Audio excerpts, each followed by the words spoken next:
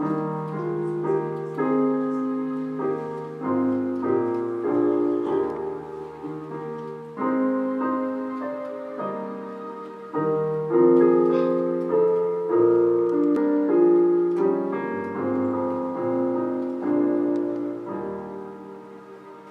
l'église de Dieu réunie au temple Exode et Pugosi-Koji, aux saints et fidèles en Jésus-Christ, que la grâce et la paix vous soient données de la part de Dieu notre Père et du Seigneur Jésus-Christ.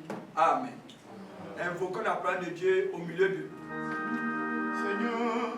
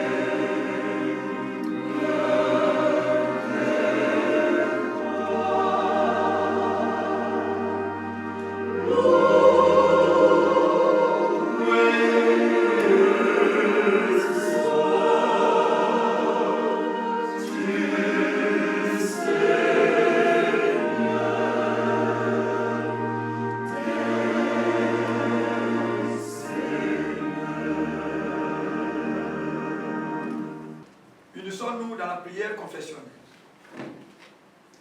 Dieu Tout-Puissant, pour qui tous les cœurs sont ouverts, qui connaît tous les désirs, et pour qui il n'y a pas de secret, purifie les pensées de nos cœurs par l'inspiration de ton Saint-Esprit, afin que nous puissions t'aimer parfaitement et magnifier ton Saint-Nom, ainsi qu'il convient par Jésus-Christ notre Seigneur.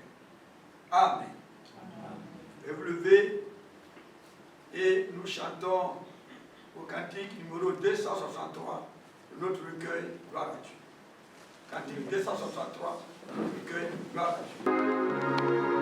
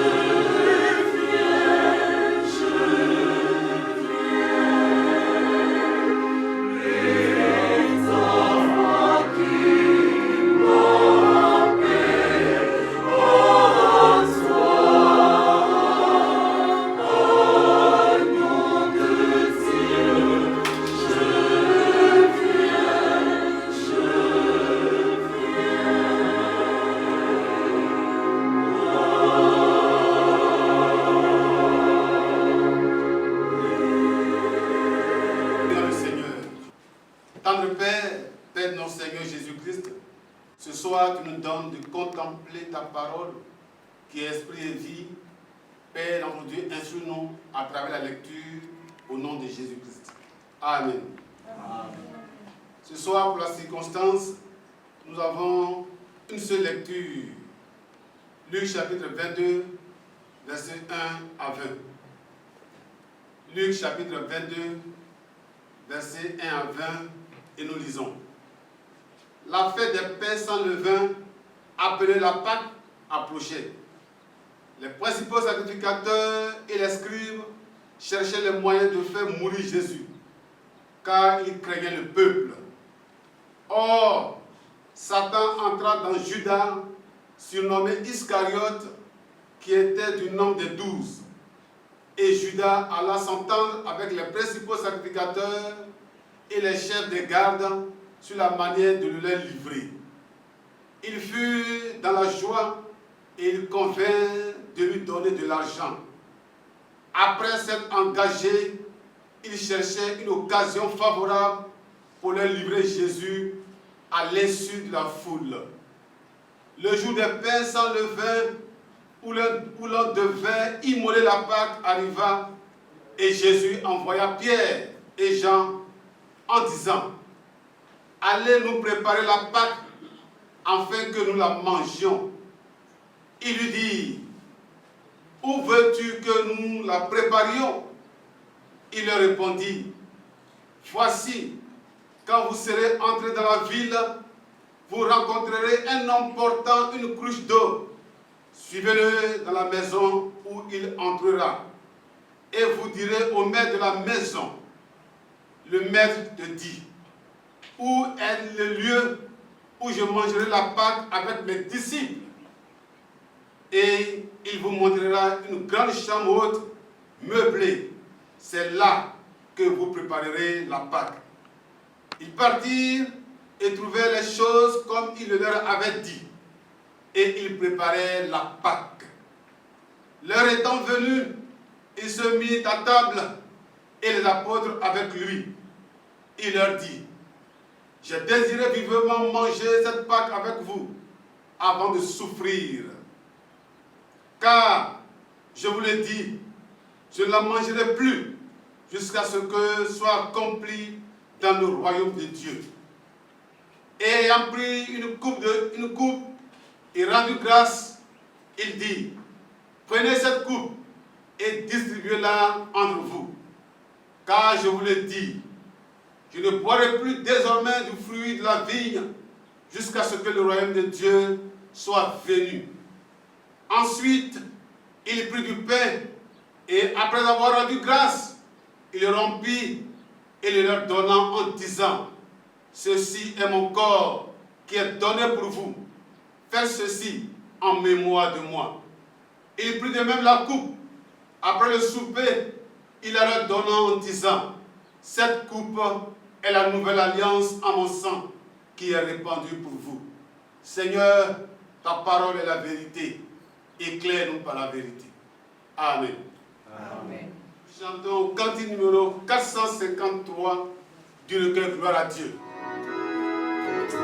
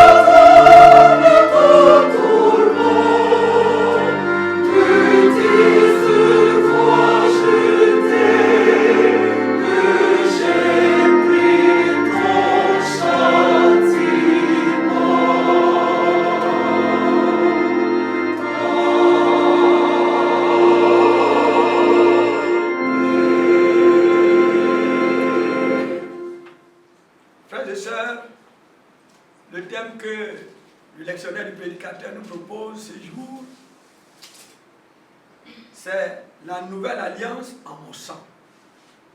La nouvelle alliance en mon sang.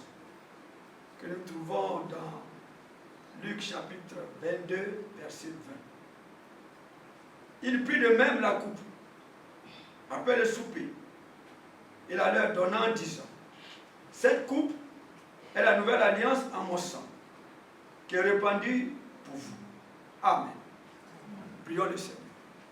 Seigneur, sans toi, nous ne pouvons rien faire. Envoie ton Saint-Esprit pour nous éclairer ta parole au nom de Jésus. Amen. Amen.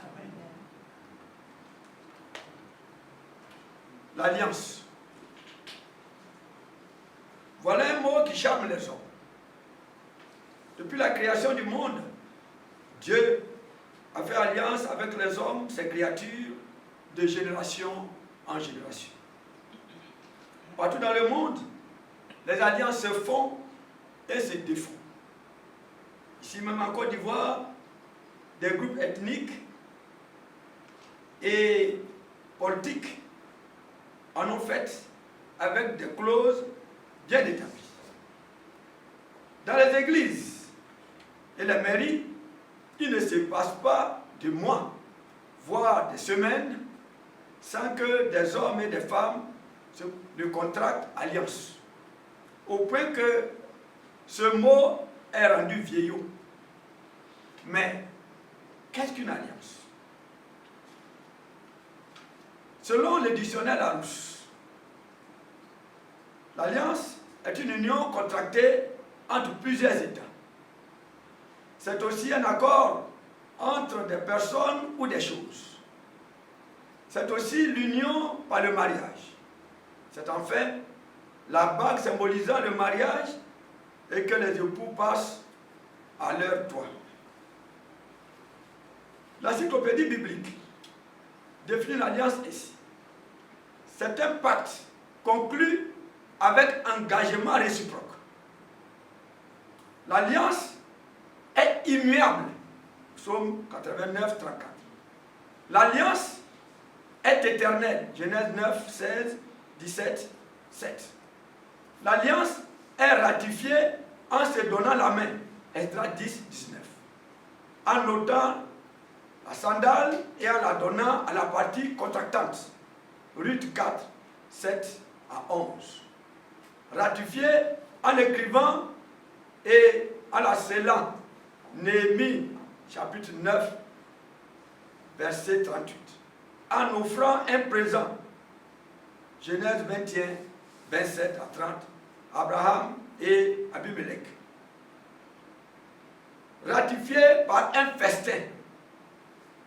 En élevant aussi un monument. Genèse 31, 45 à 46 et 46. L'alliance est faite aussi par la représentation de scènes sur les aliments. Lévitique 2, verset 13. Mais l'alliance aussi est faite par un sacrifice. L'alliance a un caractère sacré. Sa rupture était punie. 2 Samuel 21, 1 à 6, Deutéronome 28, 15 à 68. C'est donc un danger de la mépriser. Il y a aussi des alliances politiques. Abraham et Abimelech en ont conclu. Dieu interdit les alliances avec les idolâtres. Dans l'alliance, il y a deux parties. Un plus fort et un plus faible. Le plus fort promet au plus faible protection, sécurité et assistance si le plus faible respecte les clauses de l'alliance. Mais le plus faible accepte de se soumettre au plus fort si ce dernier respecte les clauses de l'alliance. Cela se termine toujours par un sacrifice d'un animal qui se mange après par un repas sacré. L'alliance est conclue aussi par un rite. Les contractants passaient entre les chairs sanglantes de la victime coupée en deux et appelaient sur eux les mêmes sorts au cas où ils transgresseraient les clos de l'alliance. Au cas où il transgresserait le clos de l'alliance, ce serait la mort, puisque l'animal a été coupé en deux, l'animal est mort. Si donc les contractants n'ont pas respecté leur alliance, s'il y a une partie qui n'a pas respecté son alliance, c'est la mort. Frères et sœurs, dans la Bible, il y a les anciennes alliances, puisque Jésus dit l'alliance nouvelle en mon sang. L'idée d'alliance entre un Dieu et un roi ou son peuple était courante dans le Proche-Orient ancien. Il n'est donc pas surprenant que Dieu ait employé cette façon de faire familière pour exprimer sa relation avec son peuple Israël. Dans l'Ancien Testament, 4 alliances principales sont mentionnées. Premièrement, les alliances primitives entre Dieu et Noé. Genèse 6, 18, Genèse 9, 8 et suivant. Elles contiennent des promesses de Dieu et imposent des obligations à Noé, prélude aux alliances plutôt ultérieures. 2. L'alliance avec Abraham. Elle insiste beaucoup sur la promesse. Genèse 17.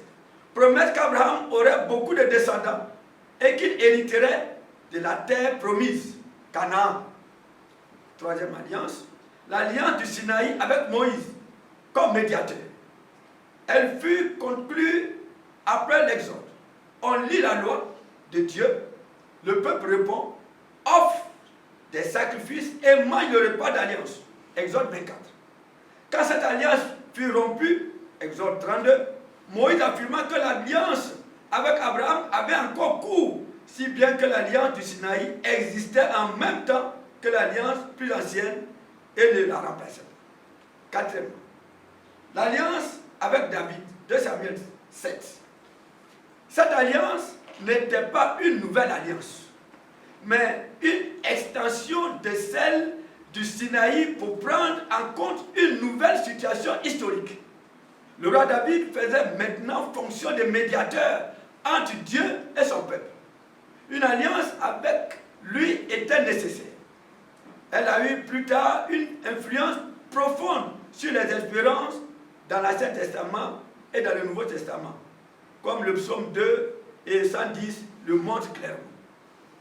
Mais à diverses époques, les alliances de l'Ancien Testament ont été renouvelées après avoir été rompues. Exode 32 à 34. Ou bien ratifiées en rapport avec un nouvel engagement sans qu'elle ait nécessairement été rompue. Il y a rupture d'alliance quand Israël est accusé d'idolâtrie. L'alliance dans le Nouveau Testament. Vers 600 avant Jésus-Christ, il y eut une recrudescence d'intérêt pour l'alliance qui continua jusqu'à l'époque du Nouveau Testament. Le prophète Jérémie avait considéré l'alliance du Sinaï comme entièrement rompue, si bien qu'elle ne pouvait qu'être remplacée par une nouvelle alliance. Jérémie 31, 31. Dans le Nouveau Testament, le mot alliance est mis étroitement en rapport avec le repas du Seigneur, Jésus. Luc 22, 19 à 20. Dans le Nouveau Testament, le mot alliance, oui, est mis étroitement en rapport avec le repas du Seigneur Jésus. Ici, Jésus, dans le texte que nous avons lu, les versets de méditation, Jésus se considère comme l'agneau pascal qui doit être sacrifié, mangé par son peuple. La nouvelle alliance en mon sang, dont parle Jésus, est parallèle au sacrifice de ratification de l'alliance du Sinaï. Cette nouvelle alliance comporte la promesse du pardon des péchés et de la vie éternelle par la foi en Christ. La malédiction de l'ancienne alliance est donc ôtée, comme l'affirme l'apôtre Paul dans Galates 3, verset 13. L'alliance avec David trouve aussi son accomplissement en Jésus, qui devient le nouveau roi de la lignée de David, sur le trône éternel. En effet, l'alliance avec David, avec la perspective du Messie à venir forme un lien très important entre l'Ancien Testament et le Nouveau Testament. Avec la Nouvelle Alliance du Nouveau Testament, l'attente du retour futur du Messie prend tout son sens. L'apôtre Jean, inspiré par l'Esprit Saint, ne s'est donc pas trompé en disant à la foule, « Voici l'agneau de Dieu qui ôte le péché du monde. » Car tous les Juifs connaissaient la signification de l'expression « agneau de Dieu ». C'était un sacrifice offert à Dieu tous les matins et tous les soirs. Au cours de la Pâque, la plus grande fête juive, on sacrifiait un agneau en souvenir de la délivrance que Dieu avait accordée au peuple juif en l'affranchissant de l'esclavage d'Égypte. Exode 12, 1 à 13. L'apôtre Jean et Paul considéraient tous deux que Jésus était l'agneau pascal. Les Juifs sacrifiaient des animaux à Dieu pour expier leurs péchés. L'animal servait de propitiation pour le péché. La culpabilité était ainsi ôtée et les pécheurs recevaient le pardon de Dieu. Lévitique 5:5. La sanction qui devait normalement frapper l'homme coupable tombait sur l'animal sacrifié. C'est pourquoi on pouvait dire que l'animal ôtait le péché de l'homme. De la même façon, Christ fut sacrifié pour ôter le péché du monde, plus exactement, les péchés de ceux qui croient en lui. 1 Jean 2, verset 2. Il fut l'agneau conduit à l'abattoir, selon la prophétie d'Ésaïe 53, verset 7. Acte 8, 32. Il a été le sacrifice de culpabilité. Ésaïe 53, verset 10. Par son sacrifice, les croyants sont purifiés. Alléluia.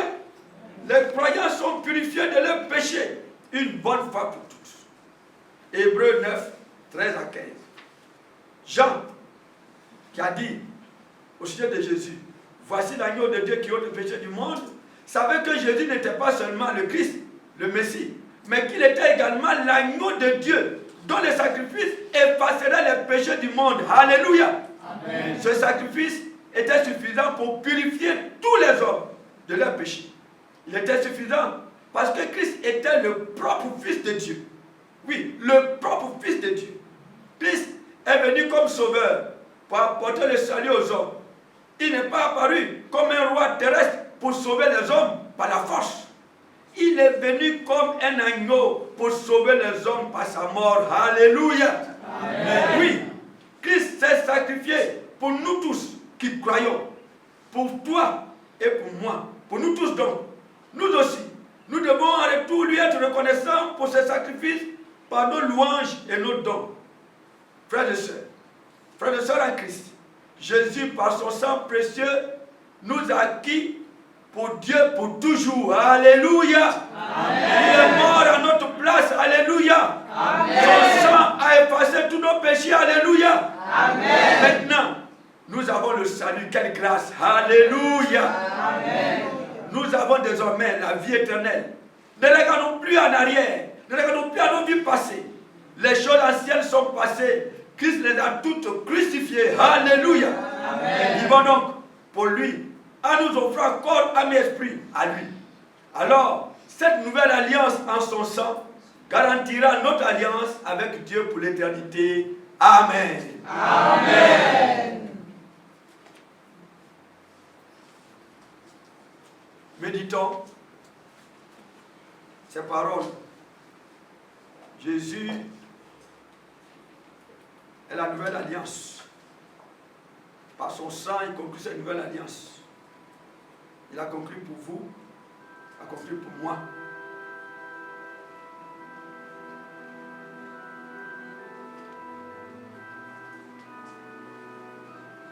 Prions Dieu. Seigneur, cette nouvelle alliance que tu as conclue est une alliance de libération. Une alliance qui ôte notre péché de manière totale et définitive.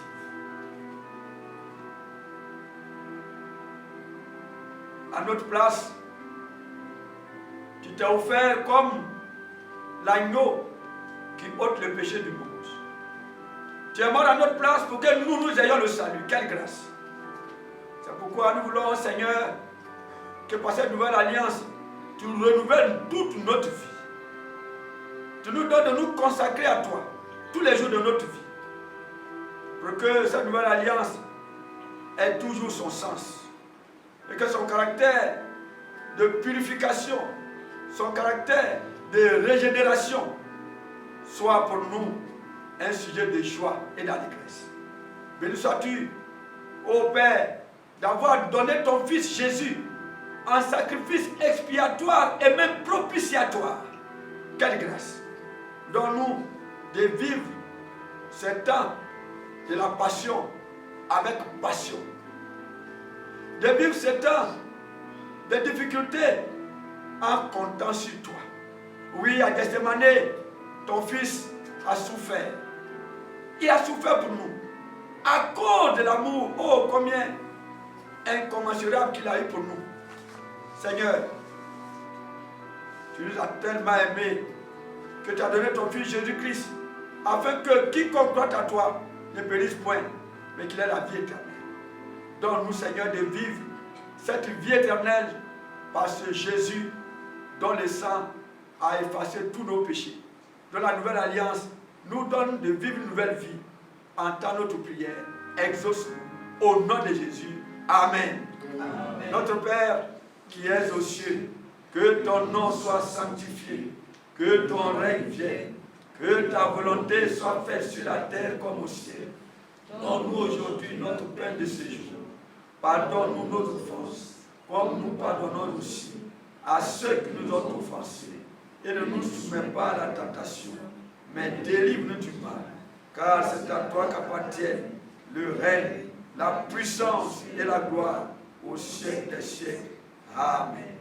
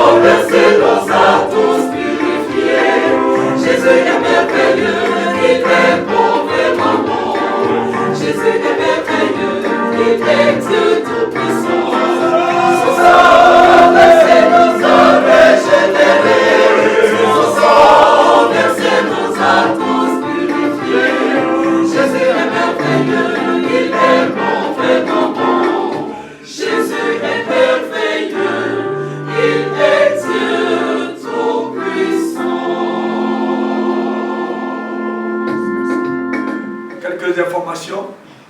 Le dimanche 12, ce sera la fête de Pâques. La fête de Pâques, où Jésus est ressuscité des morts. Alléluia. Amen. Ce que nous devons vous dire, c'est que nous devons faire les cultes familiaux. Il n'y a plus de culte dans les temples. Les classes méthodistes aussi, pour le moment, sont mises en stand-by. Ce que nous voulons vous dire, c'est que chaque famille va faire son culte, ce qu'on appelle les cultes familiaux. Vous pouvez regarder sur les émissions qu'on court à la télévision au niveau de notre église. L'émission Dieu avec nous, à la télévision. Il faut aussi suivre avec la voix de l'espérance, les émissions. Et il y a toujours des pasteurs, des prédicateurs qui vont vous donner le message. Vous suivez le culte comme si vous étiez au temple, normalement. Et avec vos familles. Quand vous allez finir, vous faites collecte. Collecte. Et les conducteurs, vous les gardez. S'il y a une journée qui est dédiée, vous faites la collecte spéciale de la journée. Le dimanche prochain, le dimanche 12 avril, il y aura la Fumeco. C'est le deuxième dimanche du mois. Sachez qu'il faut beaucoup de moyens pour payer tous les ouvriers de l'église méthodiste du Côte d'Ivoire, les ouvriers de la conférence. Donc, n'oubliez pas notre Fumeco. Les conducteurs passeront dans vos familles respectives pour recueillir les collectes ordinaires. S'il y a collecte spéciale, ils vont recueillir ces collectes spéciales. Et s'il y a la Fumeco, ils vont recueillir la Fumeco. C'est comme ça que nous pouvons agir pour qu'au niveau local, nos églises, n'est-ce pas, survivent. Et puis aussi avec la Fumeco, notre conférence puisse avoir les moyens pour payer les ouvriers. Je tiens à vous dire que les collectes ordinaires que vous allez faire ne vont pas, même si vous suivez à la télé, vous suivez l'émission à la télévision et à la radio, vous suivez à la radio, il a été dit que ces offrandes là doivent aller avec des numéros Orange Money et autres à la radio. Non, il n'en est pas question. Ces collectes ordinaires ont été toujours acheminées à l'église, à la trésorerie de l'église. Donc c'est peut-être une fausse information qu'on a donnée, je tiens à vous le dire, pour que vous, quand les conducteurs vont passer, vous gardez votre argent pour l'église locale. Que le Seigneur nous bénisse. Amen. Que le Seigneur nous bénisse. Vivez tous ces moments-là dans la faveur du Seigneur. Ce n'est pas un moment où on doit se laisser aller à la vie facile. C'est un temps que le Seigneur nous a donné pour entrer en nous-mêmes, pour prier. Pour prier. Respecter toutes les consignes que le gouvernement et l'Église nous ont données. Si vous allez au marché, dans les lieux publics où il y a assez de monde, ayez vos cache-nez et respectez les distances. Si vous êtes chez vous, de temps en temps, lavez vos mains, ayez des gels hydroalcooliques. Si vous sentez que vous revenez, en tout cas lavez-vous les mains et ayez aussi ce gel hydroalcoolique. Que le Seigneur vous bénisse. Amen. Priez beaucoup pour que Dieu boute hors de notre pays et de cette Afrique et de ce monde cette pandémie qui fait beaucoup de ravages. Que Dieu nous bénisse au nom de Jésus. Amen. Amen. Amen.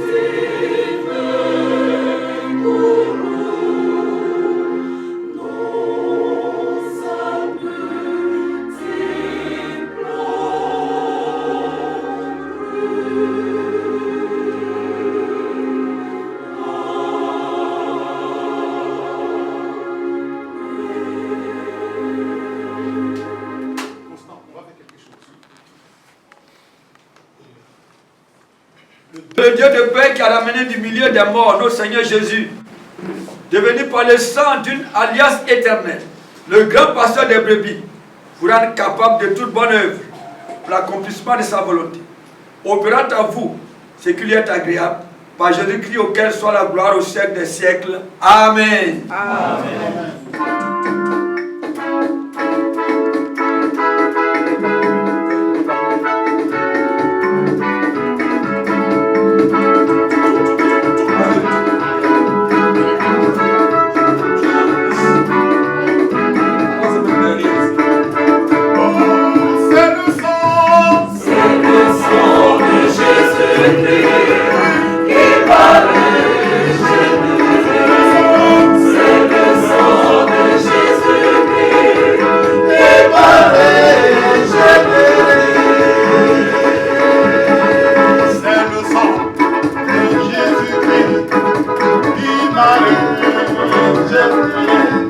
C'est le sang de Jésus-Christ qui m'a